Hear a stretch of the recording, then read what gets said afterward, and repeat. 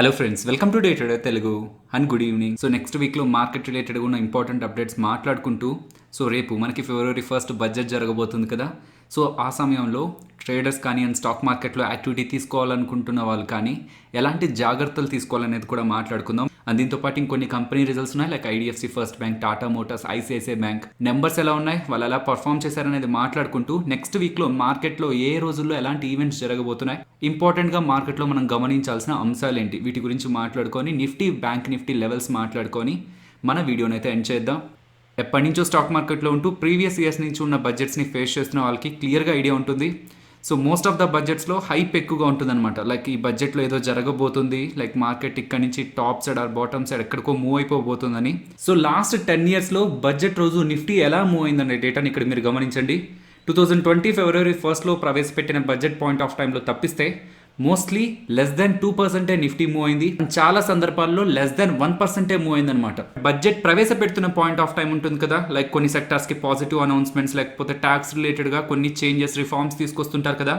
ఆ పాయింట్లో maybe market చాలా వోల్టైల్గా మూవ్ అవచ్చు. But at the end of the సెషన్కి మార్కెట్లో కొంత స్టెబిలిటీ అయితే మెయింటైన్ అవుతుంది. ఒకసారి స్క్రీన్ని పాస్ చేసి లాస్ట్ 10 yearsలో బడ్జెట్ ప్రవేశపెట్టినప్పుడు నిఫ్టీ ఎంత చేంజ్ అయింది, ఎన్ని పాయింట్స్ చేంజ్ అయింది అండ్ ఎంత పర్సెంట్ చేంజ్ అయింది అనేది మీరు స్క్రీన్ పైన గమనించవచ్చు. సో ఎవరైతే కొత్తగా మార్కెట్లో ఎంటర్ అయ్యారో నా సజెషన్, బడ్జెట్ను ఒక లాటరీ డేలా చూడకండి. లైక్ బడ్జెట్లో ఏదో ఒకటి చేసి డబ్బులు సంపాదించాలి, బాగా ఎక్కువ మూవ్ ఉంటుందని. సో నా సజెషన్ బిగినర్స్కి, మీరు ఒకవేళ ఫస్ట్ టైం ఈ బడ్జెట్ని ఫేస్ చేస్తున్నట్లయితే సో ఆ రోజు ట్రేడ్ తీసుకోవడం అవాయిడ్ చేయండి.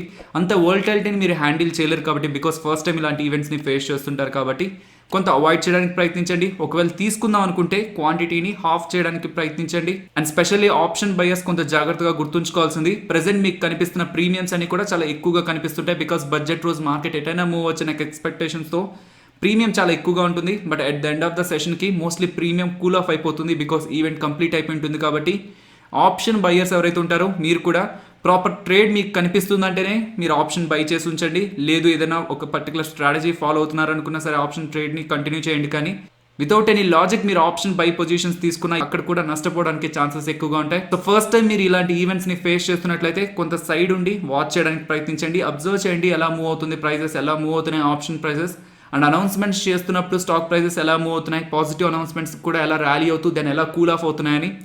అండ్ అక్కడ అలా వస్తున్న అప్డేట్స్ని నేను యాజ్ సూన్ యాజ్ పాసిబుల్ మీకు టెలిగ్రామ్లో అప్డేట్ చేసేందుకైతే ప్రయత్నిస్తాను. సో రేపు కంప్లీట్గా డెడికేటెడ్గా వాళ్ళు ఏం మాట్లాడుతున్నారు అండ్ వచ్చిన అప్డేట్స్ని యాజ్ సూన్ యాజ్ పాసిబుల్ నేను మీకు టెలిగ్రామ్లో అందించే ప్రయత్నం చేస్తుంటాను. మీరు మన టెలిగ్రామ్ ఛానల్లో లేనట్లయితే టెలిగ్రామ్ యాప్ డౌన్లోడ్ చేయండి, డే ట్రేడర్ తెలుగు అని ఇంగ్లీష్లో సెర్చ్ చేయండి. 1,55,000 దగ్గరగా మీకు సబ్స్క్రైబర్స్ కనిపిస్తారు. ఆ గ్రూప్లో జాయిన్ అయ్యి నోటిఫికేషన్ ఆన్ చేసి ఉంచుకుంటే రేపు బడ్జెట్ స్టార్ట్ అయిన పాయింట్ ఆఫ్ టైం నుంచి మార్కెట్లో సెక్టార్స్ రిలేటెడ్గా, స్టాక్స్ రిలేటెడ్గా వచ్చే most of the important updates అని కూడా టైం టు టైం నేను మీ గ్రూప్లో అయితే అందిస్తాను. అండ్ మార్కెట్లో ఉంటున్న ఇంకొక స్పెక్యులేషన్, ఈ క్రిప్టో కరెన్సీ రిలేటెడ్గా యాక్టివిటీని ఇండియాలో బ్యాన్ చేయాలనుకుంటున్నారని అండ్ అఫీషియల్గా ఒక డిజిటల్ కరెన్సీని కూడా ఇండియా లాంచ్ చేయబోతుందని కూడా, ఇండియన్ గవర్నమెంట్ లాంచ్ చేయబోతుందని కూడా మార్కెట్లో మనకి స్పెక్యులేషన్ అయితే రన్ అవుతుంది. నెక్స్ట్ మార్చ్ నెలలో FNO సెగ్మెంట్లోకి 5 స్టాక్స్ దగ్గరగా యాడ్ అవబోతున్నాయి. ఆ 5 stocks Alkem, AU small finance bank, Deepak nitrite, IRCTC, Nippon life India, AMC. So ఈ 5 కూడా మార్చ్ సిరీస్ నుంచి కూడా స్టాక్ మార్కెట్లో FNO సెగ్మెంట్లోకి అయితే యాడ్ అవబోతున్నాయి. ఫ్యూచర్ అండ్ ఆప్షన్స్లో ఒక స్టాక్ యాడ్ అవుతుందంటే డెఫినెట్లీ దాంట్లో యాక్టివిటీ కమింగ్ డేస్లో కొంత ఎక్కువగా ఉంటుంది. అండ్ నెక్స్ట్ ఫిబ్రవరి 3వ తేదీన RBI మీటింగ్ అయితే మనకి మొదలవబోతుంది. అది ఫిబ్రవరి 5వ తేదీన మనకు అప్డేట్ వస్తుంది అనమాట. సో రీసెంట్గా జనవరి 12 ఆ పాయింట్ ఆఫ్ టైంలో రిలీజ్ అయిన డిసెంబర్ ఇన్ఫ్లేషన్ డేటా 4.59% దగ్గరగా ఉంది. మీన్స్ RBI ఏ లిమిట్స్లో అయితే ఇన్ఫ్లేషన్ డేటా ఉండాలనుకుందో ఆ రేంజ్లోనే ఉంది. కాబట్టి రేట్ కట్ రావడానికి స్కోప్ అయితే ఉంది. కాకపోతే most of the macro economic data అంతా కూడా న్యూట్రల్గానే ఉంది. కాబట్టి మీన్స్ ఎకానమీ వీక్ అయిపోతున్నట్లు డేటా ఏం కనిపించట్లేదు. కాబట్టి అన్నెసరీగా RBI వాళ్ళు కూడా రేట్ కట్టించే ప్రయత్నం చేయరు, వడ్డీ రేట్లు తగ్గించే ప్రయత్నం చేయరని కూడా మార్కెట్ ఎక్స్పెక్ట్ చేస్తుంది. సో వడ్డీ రేట్లో ఎలాంటి చేంజ్ ఉండదని మార్కెట్ అయితే ఎక్స్పెక్ట్ చేస్తుంది. ఒకవేళ వడ్డీ రేట్లు తగ్గించినట్లయితే మార్కెట్ దానికి పాజిటివ్గా రియాక్ట్ అవుతుంది. ఒకవేళ వడ్డీ రేట్లు పెంచినట్లయితే మార్కెట్ దానికి నెగిటివ్గా రియాక్ట్ అవుతుంది. ఎవ్రీ మంత్ స్టార్టింగ్ వీక్లో ఆటో సెక్టార్కి సంబంధించిన సేల్స్ డేటా మనకి రిలీజ్ అవుతుంది. Means 2 wheelers, 3 wheelers, passenger vehicles, commercial vehicles ఇవి తయారు చేసేవాళ్ళు అంతకు ముందు నెలలో మీన్స్ ఫిబ్రవరిలో రిలీజ్ అయ్యే డేటా కాబట్టి జనవరి నెలలో ఎలాంటి సేల్స్ చేశారని మనకి డేటా అయితే రిలీజ్ చేస్తారు. సో ఇది బ్లూంబర్గ్ వాళ్ళు జనవరిలో ఏ కంపెనీస్ ఎలాంటి సేల్స్ చేస్తుండొచ్చు, మంత్ ఆన్ మంత్లో ఎంత పెరిగి ఉండొచ్చు, లాస్ట్ ఇయర్ జనవరితో పోలిస్తే ఎంత సేల్స్ ఇంప్రూవ్ అయి ఉండొచ్చు అని ఎస్టిమేట్స్ని అయితే రిలీజ్ చేయడం జరిగింది. అండ్ ప్రీవియస్ మంత్స్ నుంచి మీరు ఆటో సెక్టార్కి సంబంధించిన కంపెనీస్ పోస్ట్ చేస్తున్న సేల్స్ డేటాని మీరు గమనిస్తూస్తున్నా అవి కొంత ఎక్స్పెక్టెడ్ వాటిలో మనకి ఇంప్రూవ్మెంటే కనిపిస్తుంది కాబట్టి most of the auto sector కి సంబంధించిన స్టాక్స్ ఈ రీసెంట్ టైమ్స్ లో ర్యాలీ అవుతూనే ఉన్నాయి. నెక్స్ట్ మార్కెట్ డైనమిక్స్ ని చేంజ్ చేస్తున్న ఫారెన్ ఇన్స్టిట్యూషనల్ ఇన్వెస్టర్స్ గురించి మాట్లాడుకోవాలి. On weekly basis first time FIS sell side ఉంటున్నారనమాట. So last week FIS 12,097 crores sell చేయడం జరిగింది ఇండియన్ ఈక్విటీ మార్కెట్స్ లో. అలాగే DIS కూడా on weekly basis first time వాళ్ళు బై సైడ్ ఉంటున్నారు. Last week DIS 3,789 crores Indian equity markets లో buy చేయడం జరిగింది. నెక్స్ట్ వీక్ లో ఏ కంపెనీస్ ఎంతెంత డివిడెండ్ ఇవ్వబోతున్నాయి అండ్ బోనస్ ను ప్రకటించిన కంపెనీస్, సో వీటి రిలేటెడ్ గా ఈ కార్పొరేట్ యాక్షన్స్ రిలేటెడ్ గా ఎక్స్ డేట్ అనేది కూడా ఇక్కడ మీకు కనిపిస్తూ ఉంటుంది. సో ఎక్స్ డేట్ కంటే ముందు ఒక రోజు మీరు షేర్లు కొన్నట్లయితేనే ఈ కార్పొరేట్ యాక్షన్ కి మీరు ఎలిజిబుల్ అవుతారు. Already most of the companies వాళ్ళ రిజల్ట్స్ని అయితే పోస్ట్ చేశాయి. అండ్ నెక్స్ట్ వీక్ కూడా ఆల్మోస్ట్ 475 కంపెనీస్ దగ్గరగా రిజల్ట్స్ని అయితే పోస్ట్ చేయబోతున్నాయి. ఆ 475లో ఇంపార్టెంట్ కంపెనీస్ మాట్లాడితే HDFC, Airtel, Hero MotoCorp, HPCL, State Bank of India, Britannia Industries, M&M, Mahindra and Mahindra, Divi's Labs and NTPC. First IDFC First Bank results గురించి మాట్లాడుకోవాలి. సో IDFC ఫస్ట్ బ్యాంక్ వాళ్ళు అంతకుముందు బిజినెస్ అప్డేట్ అని ఈ మెయిన్ రిజల్ట్స్కి ముందు డిపాజిట్స్ అండ్ ఈ కాసా రిలేటెడ్గా డేటాను రిలీజ్ చేశారు. ఆ పాయింట్ ఆఫ్ టైంలోనే అనుకున్నా కాసాలో చాలా సిగ్నిఫికెంట్గా గ్రోత్ కనిపించింది.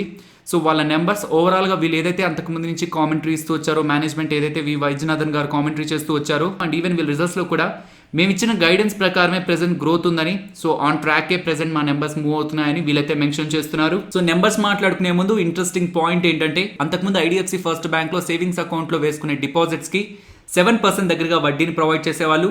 కాకపోతే అలా వడ్డీని ప్రొవైడ్ చేస్తుండేసరికి ఎక్కువగా సేవింగ్స్ అకౌంట్లోకి డిపాజిట్స్ వస్తున్నాయని, వీళ్ళ దగ్గర ఎక్సెస్గా మీన్స్ బయట లోన్స్ ఇవ్వంగా ఇంకా 17,000 crores దగ్గరగా ఉందని, సో ఇలా మేము 7% ప్రొవైడ్ చేస్తే ఇంకా ఎక్కువగా మా దగ్గరికి డిపాజిట్స్ వస్తాయి కాబట్టి ఆ డిపాజిట్స్ మీద మేము వడ్డీని బయట నుంచి జనరేట్ చేసుకోలేకపోతే అడిషనల్గా మేము వడ్డీని పే చేసి మేము నష్టపోవాల్సి వస్తుంది. కాబట్టి నెట్ ఇంట్రెస్ట్ మార్జిన్స్ మాకు తగ్గుతాయి కాబట్టి ఆ 7% వడ్డీని 6% వడ్డీకి కట్ చేస్తున్నామని అయితే వీళ్ళు అప్డేట్ చేస్తున్నారు. సో ఇలా 6%కి మూవ్ అయ్యేసరికి కాసా నెంబర్స్ ఏదైనా కొంత ఫాలో అవుతాయా లేదా అన్న డేటా నెక్స్ట్ క్వార్టర్లో మనకు అర్థమవుతుంది. ఇది వీళ్ళ రిజల్ట్స్ ని స్టడీ చేస్తే మనకు కనిపించే ఒక important point. And even remaining అన్ని నెంబర్స్ కూడా లాస్ట్ క్వార్టర్ తో పోలిస్తే బెటర్ గానే ఉన్నాయి. And last year same quarter తో పోల్చినా సరే బెటర్ గానే ఉన్నాయి.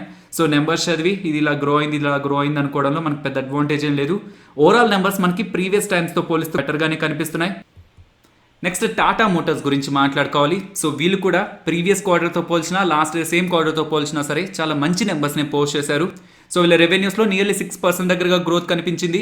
అండ్ ఈవెన్ లాస్ట్ 3 quarters లాస్ని పోస్ట్ చేస్తూ వచ్చారు. So 9,800 crores, 8,400 crores and last క్వార్టర్లో 314 crores దగ్గరగా లాస్ని పోస్ట్ చేశారు. ఇప్పుడు 2,941 crores వీళ్ళు ప్రాఫిట్ని పోస్ట్ చేయడం జరిగింది.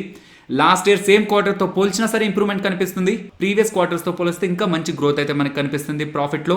అండ్ ఇక్కడ మీరు గమనించండి, వీళ్ళ JLR బిజినెస్ నుంచి కానీ టాటా మోటార్స్ ఒక stand loan means Indian business నుంచి కానీ వీళ్ళు positive FCF means free cash flows అయితే జనరేట్ చేయగలిగారు. ఇది కూడా మనం పాజిటివ్ సైడే చూడాల్సి ఉంటుంది. వీళ్ళ ప్రీవియస్ క్వార్టర్ పర్ఫార్మెన్స్ తో పోలిస్తే ఈసారి వీళ్ళు పోస్ట్ చేసిన పర్ఫార్మెన్స్ చాలా స్ట్రాంగ్ గానే ఉంది. కాకపోతే లాస్ట్ క్వార్టర్లో వీళ్ళు రిజల్ట్స్ పోస్ట్ చేసినప్పుడు ఉన్న స్టాక్ ప్రైస్ వేరు, ప్రెసెంట్ ఈ క్వార్టర్ రిజల్ట్స్ పోస్ట్ చేసే పాయింట్ ఆఫ్ టైంకి ఉన్న స్టాక్ ప్రైస్ వేరు. సో టెస్లా అండ్ ఇంకొన్ని స్పెక్యులేషన్స్తో స్టాక్ ప్రైస్లో చాలా ఎక్కువ ర్యాలీ కనిపించింది. సో స్టాక్ ప్రైస్ని కొంత పక్క నుంచితే ప్రెసెంట్ వీళ్ళు వెళ్తున్న గ్రోత్ అండ్ వీళ్ళు పోస్ట్ చేసిన నెంబర్స్ అయితే పాజిటివ్గానే ఉన్నాయి. ICICI బ్యాంక్ గురించి మాట్లాడుకోవాలి. వీళ్ళ profit after tax year on ఇయర్లో 19% గ్రో అయింది. Net interest income year on year కంపారిజన్లో 16% గ్రో అయింది. వీళ్ళ డిపాజిట్స్ 22% గ్రో అయ్యాయి అంటున్నారు ఇయర్ ఆన్ ఇయర్ కంపారిజన్లో. అండ్ వీళ్ళ కాసా కూడా ఇయర్ ఆన్ ఇయర్ కంపారిజన్లో 17.5% గ్రో అవడం జరిగింది. అండ్ ఈ క్వార్టర్లో వీళ్ళు 2,741 crores దగ్గరగా ప్రావిజన్స్ చేశారు అంటున్నారు. మీరు లాస్ట్ ఇయర్తో కంపేర్ చేసినా ఈవెన్ లాస్ట్ క్వార్టర్తో కంపేర్ చేసినా సరే మోస్ట్లీ మెయిన్ నెంబర్స్లో మనకి గ్రోతే కనిపిస్తుంది. కాకపోతే ఈ బ్యాంక్స్ ఈ NBFCస్లో మెయిన్ ఇష్యూ అంతా కూడా వీళ్ళ అసెట్ క్వాలిటీ మీద రియల్ ఇంపాక్ట్ ఎంత ఉందనేది ఈ సుప్రీంకోర్టు ఇష్యూ కారణంగా మనకి క్లారిటీ అయితే రావట్లేదు. సో ఎప్పటి నుంచో మార్కెట్ ఎక్స్పెక్ట్ చేస్తూ వస్తున్నదే ఈ బ్యాంక్స్ ఈ NBFCs రిలేటెడ్గా ఈ వైరస్ కారణంగా లాక్డౌన్ కారణంగా బయట రీటైలర్స్ కానీ కార్పొరేట్స్ కానీ ఇంపాక్ట్ అయింటారు కదా, వాళ్ళ కారణంగా వీళ్ళ అసెట్ క్వాలిటీ ఎంత ఇంపాక్ట్ అయి ఉంటుంది, ఆ నెంబర్ ఎంత ఉంటుంది, వీళ్ళ మీద ఉన్న ఇంపాక్ట్ నెంబర్ ఎంత ఉంటుంది అనేది మార్కెట్ ఎక్స్పెక్ట్ చేస్తూ వచ్చింది. కాకపోతే వీళ్ళ రియల్ నెంబర్స్ని అయితే పోస్ట్ చేయట్లేదు. సో ఎక్స్పెక్టెడ్ ఇంతవరకు ఉండొచ్చు అని చెప్తున్నారు కానీ అది కంప్లీట్గా రియల్ కాదనమాట. మెయిన్ నెంబర్స్ లైక్ వీళ్ళ ప్రాఫిట్ కానీ నెట్ ఇంట్రెస్ట్ ఇన్కమ్ కానీ డిపాజిట్స్ కానీ అడ్వాన్సెస్ కానీ లేకపోతే వీళ్ళ కాసా గ్రోత్ ఇవన్నీ కూడా మోస్ట్ ఆఫ్ ద బ్యాంక్స్ కొంత పాజిటివ్గానే పోస్ట్ చేస్తున్నాయి. అండ్ ICICI బ్యాంక్ వాళ్ళ మెయిన్ నెంబర్స్ కూడా మనకి స్ట్రాంగ్గానే కనిపిస్తున్నాయి.